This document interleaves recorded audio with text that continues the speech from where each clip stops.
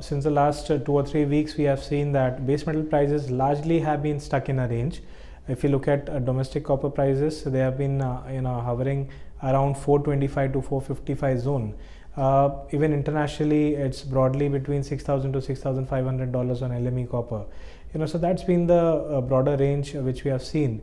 Primarily that is because the market is swinging between hopes of a deal between the Chinese and US presidents, who are about to meet on 30th of November in the G20 meeting in Argentina this year.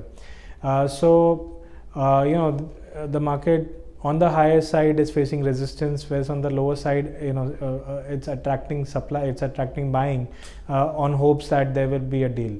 But if there are, there's no, if there's no solution to the current problem, wherein about $250 billion of Chinese goods have been put under the tariff umbrella by the US.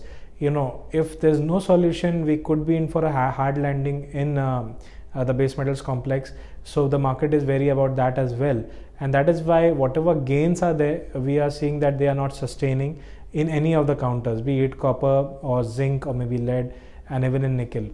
So all of the base metals largely have been facing pressure at high levels, although at lower levels, as I mentioned, there is hope that there could be a deal which could go through. So buying is emerging around supports. So if we take the counters one by one, as I mentioned about copper, 425 on MCX is a pretty strong support, followed by 410 on the downside. So as long as above 425, the bias still looks to be in a range. 455 on the upside needs to be broken in order for the trend to continue, but I don't think this will be taken off in a hurry. The meeting is around next week. So after that itself, we could be in for a trend.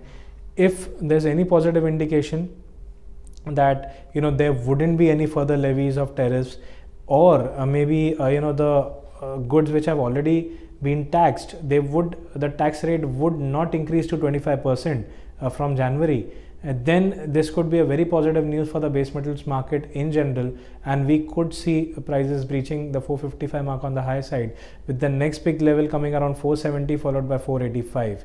So these could be the targets going forward. So broadly, a very short term range is expected, but if any positive outcome comes in, we could be in for a pretty good appreciation, maybe about 8 to 9% appreciation in copper prices by going into the end of this year. Coming to other metals, nickel has been a dampener. We have seen the prices sliding gradually from close to 1,000 rupees on MCX to currently around 780 to 770 levels. One of the biggest reasons is that one of the Chinese companies which operates in Indonesia, and it's the largest steel producer of Indonesia, it just mentioned that it has developed a method of producing nickel for batteries, because that was the biggest driver for nickel prices in the past 6 months or so. It was expected that there will be a deficit of about 50,000 tons going into the next 1 or 2 years if nickel starts to get consumed for usage in batteries. That's electric vehicle batteries. And what nickel we require is the high grade nickel sulfate, which is scarce. Even on the LME, the inventory is not as much. Only about 25 to 30% of the LME inventory constitutes of very high grade nickel, which is required to be processed in order to be used in batteries. Coming to what I mentioned earlier about the Indonesian firm, the Chinese company which operates in Indonesia, it just mentioned that they have developed a method of leaching laterite ores, high pressure acid leaching, what they call HPL technology, because of which they could process that laterite ore to produce high grade nickel, which could be utilized in batteries. So they announced that about $700 million of investments could be made next year, and by next year itself, the plant could start producing about the mine could start producing about 50,000 tons. So that could offset any projected deficit which was there due to higher usage of nickel sulfate in batteries. So that offsetting has actually led to nickel prices going down. Also, the general downward tendency because of trade war concerns has led to pressure in nickel, and speculators right now are not too interested in holding the prices higher. Although since the last 1 year, we had seen that any dips would attract buying. Specifically on M6, if you see, any dips towards 900 would attract buying. We would immediately go to 1000 and 1030 odd levels. But since then, prices have gradually declined after the news which I just mentioned, and this is a big fundamental change. So prices could remain under pressure, and we could gradually see a slide even towards 720 to maybe 700 odd levels in the medium term, after which there could be some stability in prices. So the broader bias, as long as nickel prices sustains below 850, seems to be on the downside, and as I already mentioned, the targets to the lower side would be about 725 to 700 odd mark.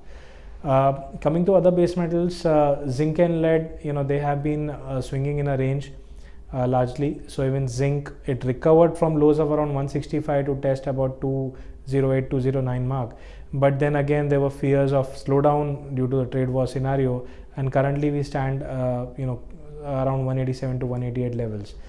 Going forward, I think this range bound move in lead and zinc is going to continue. If we talk about zinc levels, then I think 180 to 181 mark is going to provide support, but the upside too would be limited around 196 to 198.